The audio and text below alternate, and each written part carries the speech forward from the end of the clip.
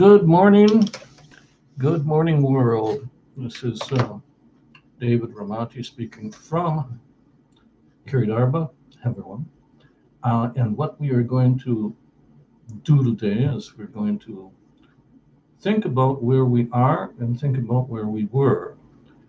Okay, for me, I'm in quarantine, learning at the Hebrew University through the Zoom program, which is very good. I'm basically enjoying my time gardening on my veranda and studying, researching, and learning. So I'm quite busy, actually. I'm sure that other people have different things to occupy them with. A lot of people are more occupied than they would like to be, and especially those of you who are living in small apartments, married people with a whole horde of kids. Keeping the kids indoors and entertained has got to be, like a major project. And to those of you who are succeeding, I can only say in Hebrew kol hakavod. In English, I would say, all power to you. You are doing a wonderful job. Now, again, we see there are deaths, and again, we see there are people who are slightly affected by this, people who are more affected by this. Obviously, most of the people that are hearing this will survive. They will come out of this on the other side. They will be okay. Now, there will be a change.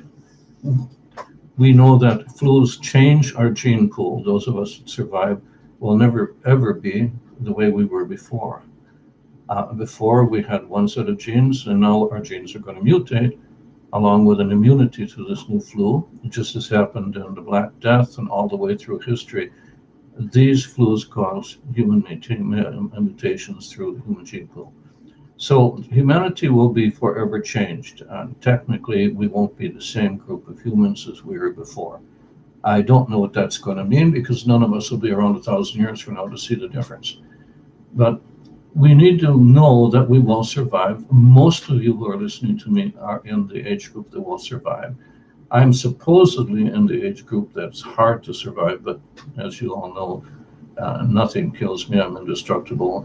You can run me over, you can shoot me, you can infect me, but I'll come out the other side saying, well, that was an interesting experience. But that's just me. I know I can't speak for the rest of you. I know the rest of you are dealing with this in various ways, and I feel sorry for those of you who don't have anything to occupy their time, whether it be reading books or whether it be going online, whether it be schooling your children at home.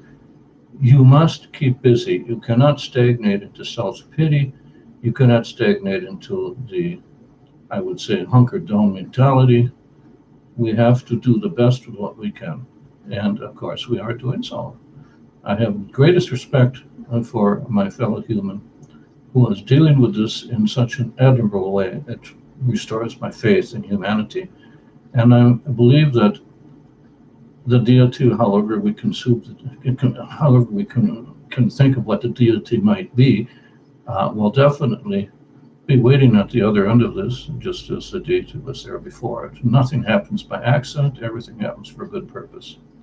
Well, of course, I'm kind of, getting ready for Shabbat, so I'm thinking a little bit more in spiritual terms than in physical terms. I've heard many rabbis and religious leaders saying that this is something that spiritually was necessary. Well, I suppose if you lose the theory that whatever doesn't kill me will make me stronger, that could also be applied to the spiritual realities of life. So essentially, I intend to continue to broadcast this during the emergency as long as I'm alive. And if I'm not alive, well, then, I won't worry about it. Want me worried? Okay, so I want to wish you all Shabbat Shalom, wonderful life, and keep on keeping on. The only thing we have to fear is fear itself.